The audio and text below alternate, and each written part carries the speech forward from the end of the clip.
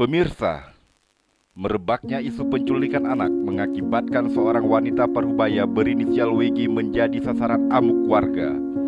Kejadian itu terjadi di Komplek Kadoka Kilometer 8 Kota Serong, Papua Barat pada Selasa 24 Januari 2023. WG dihakimi warga dengan cara dibakar dengan api hingga sekarat.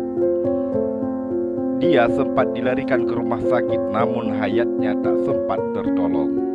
Ironisnya, setelah kejadian kelam itu, tersingkap bahwa DG diduga penderita gangguan jiwa akibat depresi.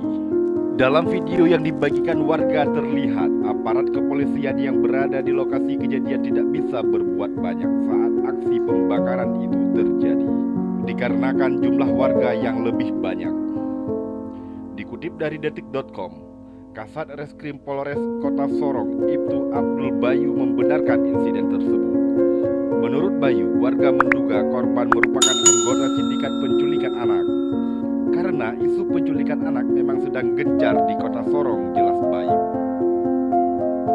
Pasca kejadian naas itu, keluarga WG melakukan aksi demonstrasi damai dengan melakukan long march guna mendesak pihak kepolisian untuk mengusut tuntas kejadian yang menimpa WG. Berikut beberapa kutipan video yang berhasil kami dapatkan. Bagaimana pendapat Anda tentang kejadian ini dan siapa yang harusnya bertanggung jawab? Silakan tulis di kolom komentar. Mohon dukung channel YouTube kami dengan menekan tombol subscribe. Dan silakan like jika Anda suka dan unlike jika Anda tidak suka terhadap video ini. Penculikan anak di kilometer 8 Kokoda.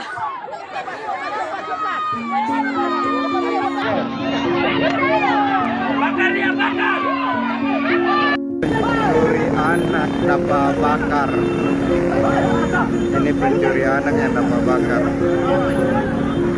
Ini pencuri anak tanpa bakar. Apa? Ini salah masuk kompleks kan? Iya. Salah masuk kompleks.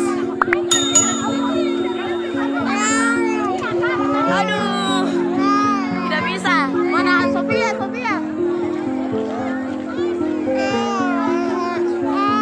Dia bisa masuk di kompleks ini tuh.